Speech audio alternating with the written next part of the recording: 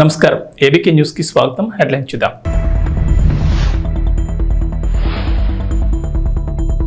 ఢిల్లీలో ప్రధాని మోడీతో తెలుగు రాష్ట్రాల ముఖ్యమంత్రుల భేటీ, పలు అంశాలపై చర్చ.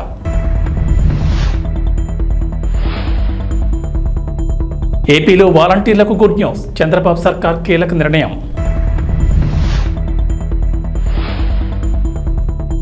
తెలంగాణ ప్రభుత్వ ఉద్యోగులకు గుడ్ న్యూస్, రేవంత్ సర్కార్ కీలక నిర్ణయం.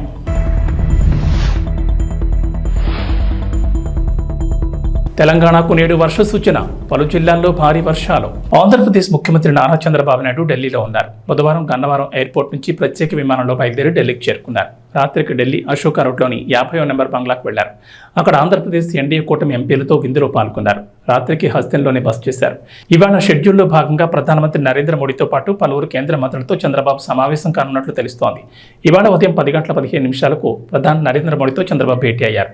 అనంతరం రక్షణ, హోం, ఉపరితల రవాణా, వాణిజ్య, గ్రామీణాభివృద్ధి, పట్టణాభివృద్ధి శాఖల కేంద్ర మంత్రులను కలవనున్నారు. శుక్రవారం కేంద్ర ఆర్థిక మంత్రి నిర్మలా సీతారామన్తో సమావేశం కాబోతున్నారు. ఢిల్లీ పర్యటనలో ప్రధానంగా రాష్ట్రానికి సంబంధించిన సమస్యలపై ప్రధాని మోడీ సంబంధిత శాఖల దగ్గర ప్రస్తావిస్తారు. ముఖ్యంగా రాష్ట్ర ఆర్థిక పరిస్థితిపై నివేదికలు కూడా ఇవ్వబోతున్నట్లు సమాచారం.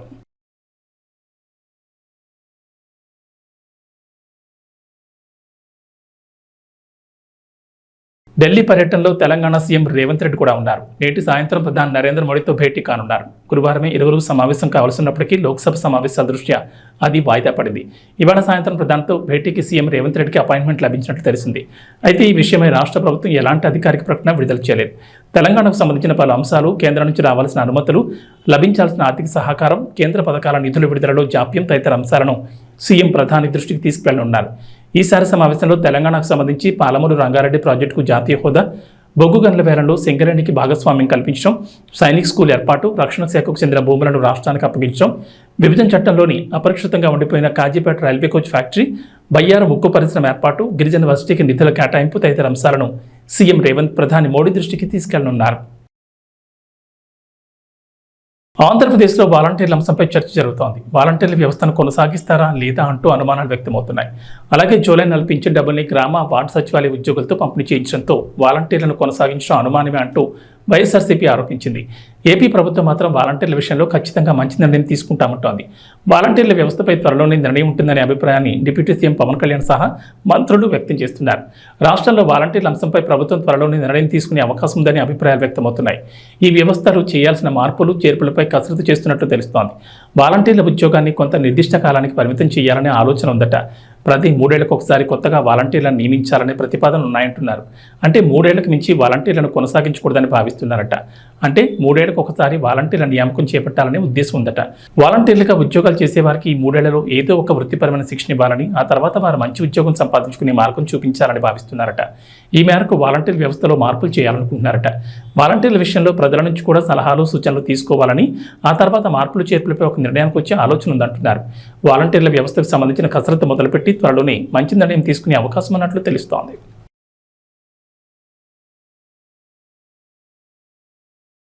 Andhra Pradesh deputy CM, Janasena party అధినేత పవన్ కళ్యాణ్ కీలక నిర్ణయం తీసుకున్నారు. పిఠాపురంలో సొంతంగా ఇల్లు కట్టుకునేందుకు సన్నాహాలు మొదలుపెట్టారు. స్థానికంగా స్థలం కొనుగోలు చేశారు. బుధవారం రిజిస్ట్రేషన్ కూడా చేయించుకున్నారు. పిఠాపురం మండలంలోని భోగాపురం, ఇల్లింద్రాడ రెవెన్యూ పరిధిలో 1.44 ఎకరాలు, 2.08 ఎకరాలు మరో బిట్ స్థలం తీసుకున్నారు. పవన్ కళ్యాణ్ ఆ భూమికి సంబంధించి బుధవారం మధ్యాహ్నం 1:30 నుంచి 2 గంటల మధ్యలో రిజిస్ట్రేషన్ కూడా పూర్తి చేశారు. పవన్ స్థలం కొనుగోలు చేసిన ప్రాంతంలో ఎకరం మార్కెట్ విలువ 15 నుంచి 16 లక్షల మేర ఉందని చర్చ జరుగుతోంది. అంటే ఈ భూమి విలువ కోట్లలో ఉంటుందంటున్నారు. అంతేకాదు జనసేన నేతలు మరో 10 ఎకరాల తోటలు కొనేందుకు సిద్ధమవుతున్నట్లు తెలుస్తోంది. పవన్ కళ్యాణ్ పిఠాపురంలో ఇంటి నిర్మాణం కోసం కొనుగోలు చేసిన భూమిలో 2 ఎకరాల స్థలంలో క్యాంప్ ఆఫీస్, మిగిలిన స్థలంలో ఇల్లు కట్టుకోవాలని భావిస్తున్నారు. తాను ప్రాతినిధ్యం వహిస్తున్న పిఠాపురం వాస్తవ్యుడిగా ఉంటానని బహిరంగ సభలో డిప్యూటీ సీఎం ప్రజల ముందే ప్రకటించారు. ఇప్పుడు ఆ దిశగా స్థలం కొనుగోలు చేసి ఇంటి నిర్మాణానికి సిద్ధమవుతున్నారు. పిఠాపురంలో మీకు చెప్పాను, ఇందాకే సాయంత్రం రిజిస్టర్ చేశాను ల్యాండ్ అని. త్వరలోనే అక్కడ నా ఇల్లే కడతాను, ఆఫీస్ కూడా కడతాను, క్యాంప్ ఆఫీస్ ఇక్కడ కడతాను. 1 ఎకరం స్థలం, 1 ఎకరం 2 ఎకరాల స్థలం. పార్టీ ఆఫీస్ ఈరోజు నాకు బాధగా ఉంది. రోడ్ల మీద ఉండిపోతూ ఉన్నారు. జనసేన ఆఫీస్కి రావాలి అంటే ముందు వాకిళ్ళు తెరిచి ఉండాలి. అందుకని నాకు 2 ఎకరాల స్థలం పెట్టండి. ఎవరు వచ్చినా ముందుకు రావాలి. ఇలా ఉండాలి కనీసం. మా హక్కు ఇది జనసేన ఆఫీసు. కానీ చిన్న ఆఫీసులు అయిపోతే ఏమనిపిస్తాయి, దూరం నుంచి ఉంటారు. ఇంత ప్రేమగా వచ్చిన మీకు గేట్లు తెరిచి జనసేన మిమ్మల్ని వచ్చి రా అని చెప్పేలాగే 1 ఎకరం 2 ఎకరాల స్థలం మీరు వచ్చి సాయంత్రాలు కూర్చున్నా నాకు ఇబ్బంది లేదు, మాట్లాడుకునే ఇబ్బంది లేదు, ఇలా రోజు మాట్లాడుకునే నాకు ఇబ్బంది లేదు. అలాగే చాలామంది పిటిషన్స్తో వస్తూ ఉన్నారు. ఈరోజు ఒక 5 మందిని నేను అపాయింట్ చేశాను ఇక్కడి నుంచి రాకముందే. వారి చేత పిటిషన్లు తీసుకుంటా ఉన్నా. ప్రయారిటీ ఒకటే చెప్పాను, ఎవరైనా సరే మెడికల్ సంబంధించిన సమస్యలు వస్తే దాని ప్రయారిటీ తీసుకోండి.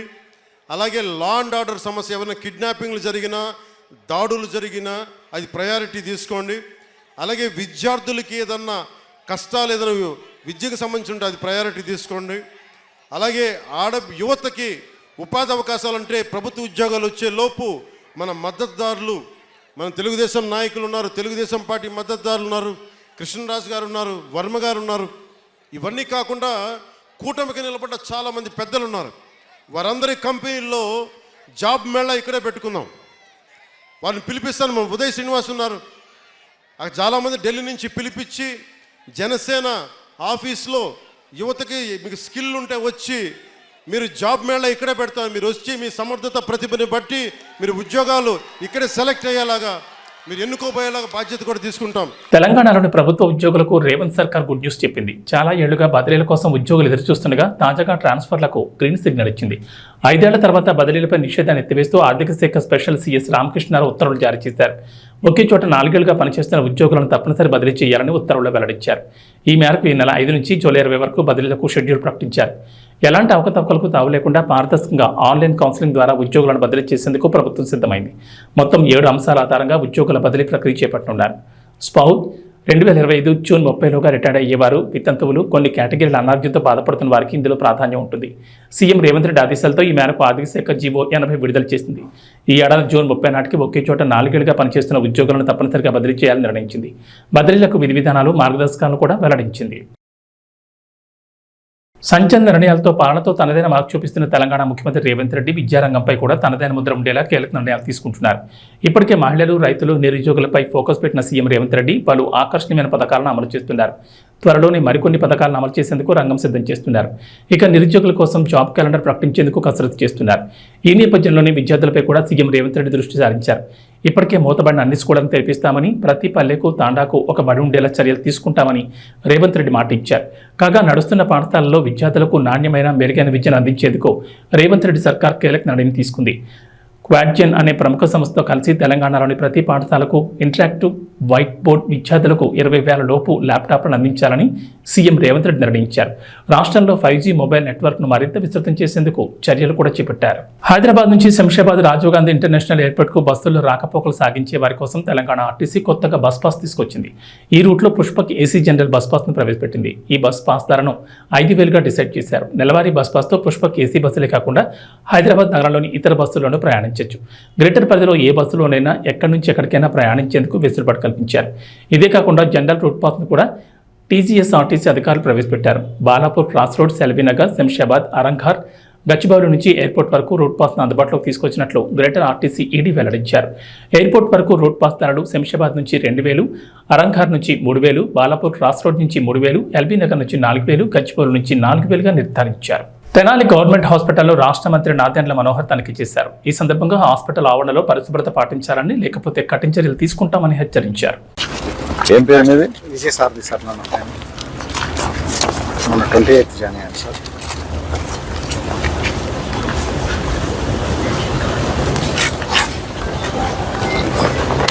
One week. Okay sir. I'm giving you only 1 week. మొత్తం I want everything clean.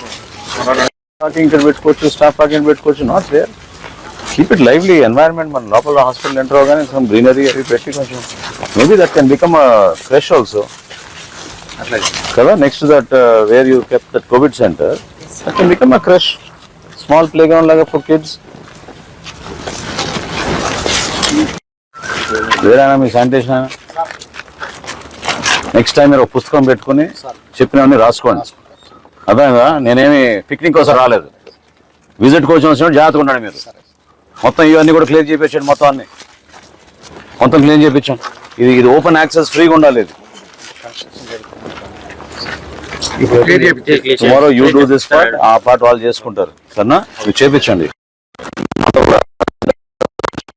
Of tea, show him, he'll be happy to do. Yes, sir. When you don't want to work, what can you do?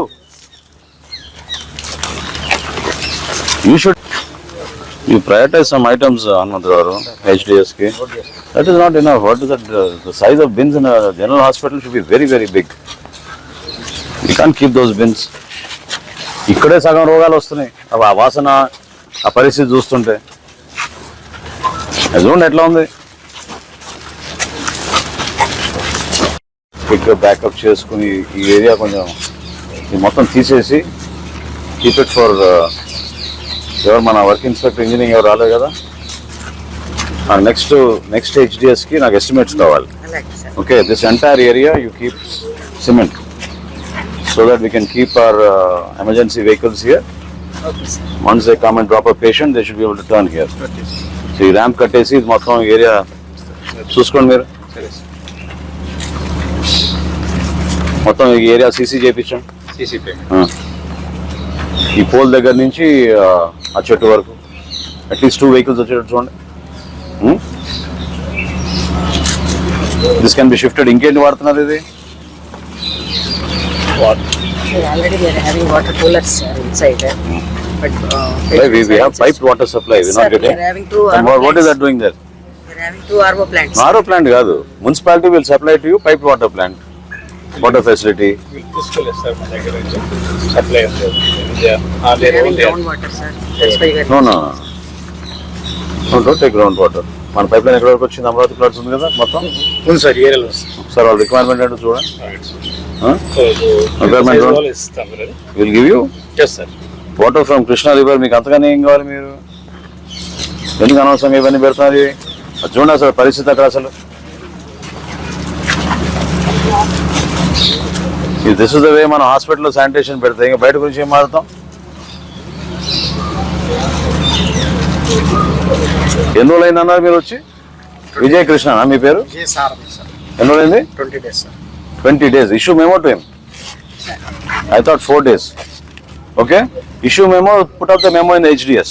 Mining pollution శాఖకు చెందిన రికార్డులను ధ్వంసం చేశారు. యనమల కుదురు కట్ట మీద road వెంట సిబ్బంది రికార్డులను తగలబెట్టారు. మంటలను చూసి స్థానికులు ఏమిటని ప్రశ్నించారు. అయితే వెంటనే సిబ్బంది కారులో పరారయ్యారు. మైనింగ్ పొల్యూషన్ శాఖకు చెందిన అనేక పత్రాలు, హార్డ్ డిస్క్లు, క్యాసెట్లు దగ్ధం చేశారు. Pollution control board chairman Sameer Sharma ఆదేశాలతో పత్రాలు దగ్ధం చేశామని డ్రైవర్ అన్నారు. పోలీసుల అదుపులో డ్రైవర్ నాగరాజు ఉన్నాడు. చూసావా? ఓకే.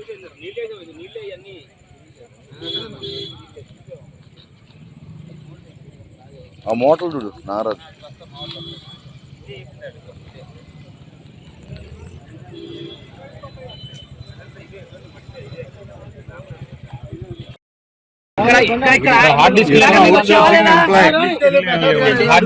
డిపార్ట్మెంట్ ఏంటి? నువ్వు out sourcing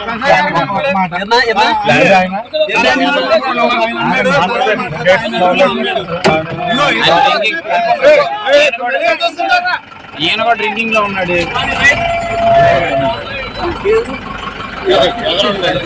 కుందేటి Nagaraju outsourcing employee pollution control board లో చేస్తున్నాడు.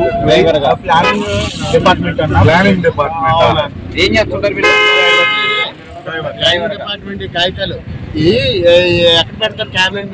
ప్రభుత్వ హాస్టల్లో మౌలిక సదుపాయాలు మెరుగుపరిచి విద్యార్థులకు ఉత్తమ బోధన అందించేందుకు అవసరమైన అన్ని చర్యలు తీసుకుంటామని రాష్ట్ర సాంఘిక సంక్షేమ శాఖ మంత్రి స్వామి అన్నారు.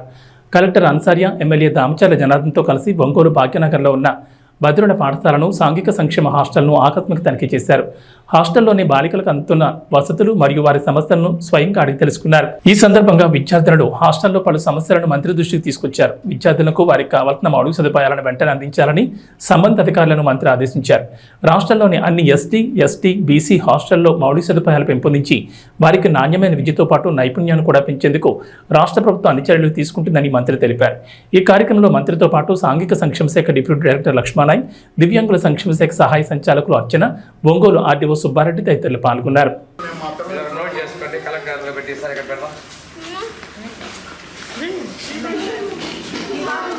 విజిట్ చేయడం జరిగింది. అది కూడాను 14-19 మధ్యలో తెలుగుదేశం పార్టీలో ప్రభుత్వంలో దామచర్ల జనార్దన్ గారు ఎమ్మెల్యేగా ఉన్న టైంలో అక్కడ బిల్డింగ్ నిర్మాణం చేయడం జరిగింది.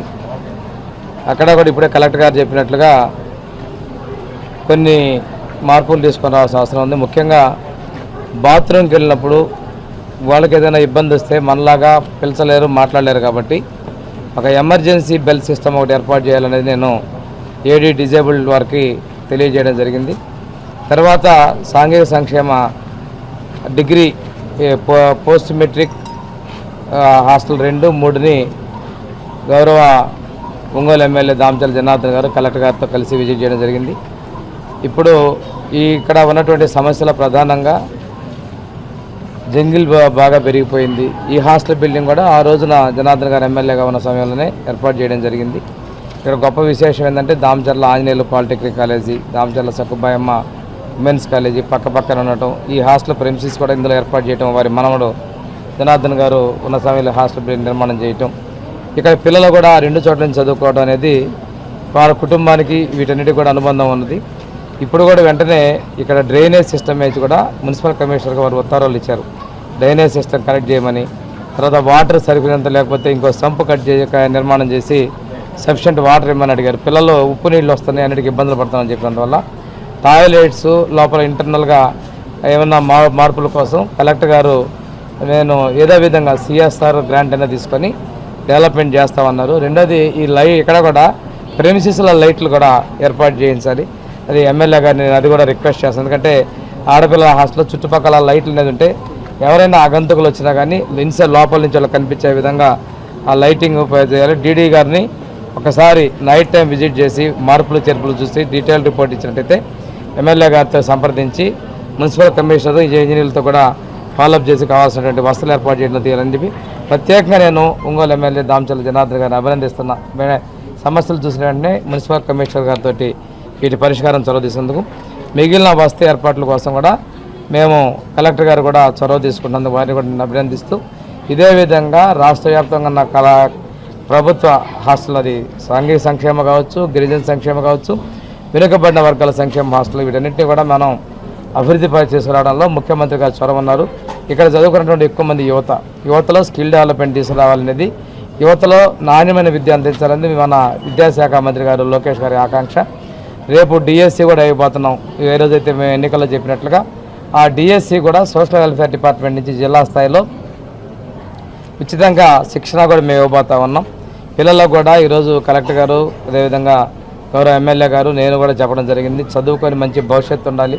మనం చదువుకున్నందుకు తల్లిదండ్రులు మనమే ప్రేమను చంపుకొని వారి అభిమానాన్ని దూరంగా పెట్టుకొని బిడ్డలు ప్రయోజనం కావాలని చెప్పి చేసినందుకు దానికి ఉపయుక్తంగా మేము చదువుకోవాలని చెప్పేసి పిలుపునివ్వడం జరిగింది. ఈ సందర్భంగా కాలేజీ సిబ్బంది కూడా కలవడం జరిగింది. వారు కూడా మేము నాణ్యమైన విద్యలో ముందుంటామండి, ప్రభుత్వం యొక్క సూచనల ప్రకారం నడుచుకుంటామని చెప్పినందుకు ముందుకు తీసుకుంటూ తప్పనిసరిగా హాస్టల్ మెరుగు కోసం మేము కృషి చేస్తామని తెలియజేస్తున్నాం. పవన్ కళ్యాణ్ ప్రస్తుతం తన సినిమాల మీద ఓ క్లారిటీతో ఉన్నారు. డిప్యూటీ సీఎంగా పదవి బాధ్యతలు తీసుకున్న తర్వాత క్షణం తీరిక లేకుండా ప్రజాసేవలోనే ఉంటున్నారు. ప్రతి వ్యవస్థను మూలాల్లోకి వెళ్లి అవినీతిని అంతం చేయాలని పాటుపడుతున్నారు. అధికారులందరినీ పరుగులు పెట్టిస్తున్నారు. ఇక పిఠాపురం నియోజకవర్గ అభివృద్ధిని ఆయన మరింత ప్రత్యేకంగా తీసుకున్నారు. అందుకే సినిమాలకు తాను డేట్లు ఇవ్వలేనని నిర్మాతలకు క్షమాపణ చెప్పారు. కనీసం రోడ్లైనా బాగు చేయకపోతే మళ్ళీ మీరే తిడతారు కదా అంటూ నవ్వుతూ అనేశారు. అయితే అశ్విని తాజాగా ఓ విషయాన్ని బయటపెట్టేశారు. ఓ ఇంటర్వ్యూలో మాట్లాడుతూ టిక్కెట్ల రేట్ల మీద పవన్ కళ్యాణ్ అన్న మాటల్ని ఆయన అభిప్రాయాన్ని చెప్పేశారు. నార్త్లో ఉన్నట్లుగా 1000-2000 పద్ధతిని ఇక్కడ కూడా తీసుకొద్దామా అని నిర్మాతలకు సూచించారట. కానీ అది మన తెలుగు వరకు వర్కౌట్ కాదని నిర్మాతలు వద్దన్నారని, ఒకవేళ అదే కనుక పాటించుంటే టిక్కెట్ రేట్లు అమాంతం పెంచుంటే పరిస్థితి ఇంకోలా ఉండేది. 500 టిక్కెట్ రేట్లు ఉంటేనే ఇక్కడ జనాలు సరిగ్గా చూడడం లేదు. ఒకవేళ 2000కు టిక్కెట్ రేట్ను పెంచితే మాత్రం ఫ్యాన్స్ తప్ప మిగిలిన జనమంతా కూడా ఓటీటీని నమ్ముకునేవారు. కానీ మన నిర్మాతలు అత్యాస వద్దని అనుకున్నారేమో 500 టికెట్ రేట్తోనే సరిపెట్టుకున్నారు. పవన్ కళ్యాణ్కు తన సినిమాల మీద ఉన్న క్లారిటీ చూస్తుంటే మాత్రం అందరికీ ఒకటి అర్థమవుతుంది. ఉస్తాద్, ఓజీ, హరిహర వీరమల సినిమాలు ఇప్పట్లో పూర్తి కావు. ఆయన ఇచ్చే 2-3 రోజుల్లోనే షూటింగ్ చేయాల్సి ఉంటుంది. ఎక్కువ రోజులు డిమాండ్ చేసే పరిస్థితి ఉండదు. పైగా ఇందులో ఉస్తాద్ పూర్తిగా పొలిటికల్ సెటైర్లతో ఉంటుంది. అప్పుడంటే పవన్ కళ్యాణ్ ఎమ్మెల్యేగా గెలవలేదు. అప్పటి పరిస్థితులు తగ్గట్లుగా హరిశంకర్ సెటైర్లు రాసి ఉంటాడు. కానీ ఇప్పుడు పూర్తిగా మారింది. ఇప్పుడు అదే స్క్రిప్ట్ని తీస్తే కుదరదు. మరి హరిశంకర్ ఏం చేస్తాడో చూడాలి. హరిహర విరమణ గురించి అయితే ఎవరూ పట్టించుకోవడం లేదనిపిస్తోంది. ఒక ఓజీ మాత్రమే అందరి దృష్టిని ఆకర్షిస్తోంది. అభిమానులు కూడా ఓజీ కావాలని అంటున్నారు. అందుకే ఓజీ బాగుంటుంది చూద్దరు కానీ బహిరంగ సభలోనే పవన్ కళ్యాణ్ అన్నారు. అంటే ఈ 3 చిత్రాలను మాత్రమే పవన్ కళ్యాణ్ పూర్తి చేస్తారని, ఇతర ప్రాజెక్టులను ఒప్పుకోరని అర్థమవుతోంది. ఓజీయా సినిమాలు చేసే టైం ఉందంటారా? ఎలాగా మాట ఇచ్చాం కాబట్టి ముందు ఒక 3 నెలలు మీ కనీసం మీరు నన్ను తిట్టకూడదు. కనీసం ఒక్క రోడ్డు గుంతలు కూడా వేయలేదని తిట్టకూడదు కదా మీరు నన్ను. కనీసం గ్రామాలకి కొత్త రోడ్ల కంటే ముందు రోడ్లు గుంతలు పూడ్చి పాట్ హోల్స్ పూడ్చి మళ్ళీ మీరు తిట్టకూడదు కదా. నిన్ను ఎన్నుకుంటే మళ్ళీ నువ్వు వెళ్ళి ఓజీ చేస్తామని మనని క్యాజీ అంటే మరి నేనేం చెప్పను. ఒక భయంతో మా నిర్మాతలు కూడా చెప్పాను, కొంచెం క్షమించాలి. మా రాష్ట్ర మా ఆంధ్ర రాజ్య ప్రజలకి మేము కొంత కనీసం సేవ చేసుకొని కుదిరినప్పుడల్లా ఒక 2 రోజులు 3 రోజులు మీకు షూటింగ్ చేస్తాను, ఎక్కడ పనికి అంతరాయం రాకుండా. ఓజీ చూద్దరు కానీ బాగుంటుంది.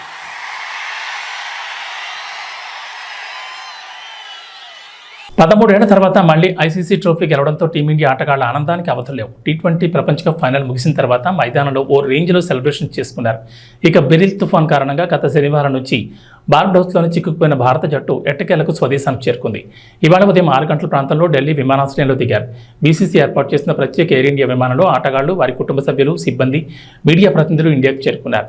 ఎయిర్పోర్ట్లో ఆటగాళ్లకు అభిమానులు ఘనస్వాగతం పలికారు. అయితే విమానంలో టీమిండియా ప్లేయర్లు చేసిన సెలబ్రేషన్స్ తాలూకా వీడియో ఒకటి ఇప్పుడు నెట్టింట వైరల్ అవుతోంది. ఈ వీడియోను బీసీసీఐ తన అధికారిక ఎక్స్ ఖాతా ద్వారా అభిమానులతో పంచుకుంది. కెప్టెన్ రోహిత్ శర్మ ఫన్నీ ఎక్స్ప్రెషన్తో వీడియో మొదలైంది. విమానంలో రోహిత్ చేష్టలు చాలా ఫన్నీగా ఉన్నాయి. ఆ తర్వాత ట్రోఫీతో విరాట్ కోహ్లీ, జస్ప్రీత్ బుమ్రా, రిషబ్ పంత్, హర్షదీప్ సింగ్, అక్షర్ పటేల్, సూర్యకుమార్ దంపతులు కనిపించారు.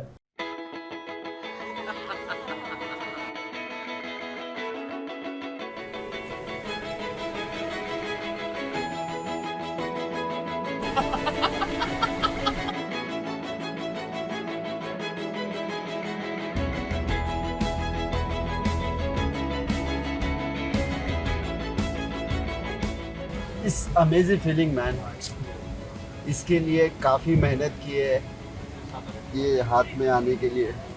आई एम सो ब्लेस कि मैं आज ये ट्रॉफी और ये ब्यूटीफुल मेंबर जो प्लेइंग 11 जो टॉप 15 है, तो बहुत ही अच्छा लग रहा है. So excited.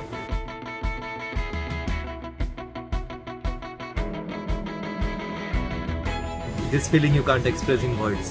I think I'm so lucky to have this.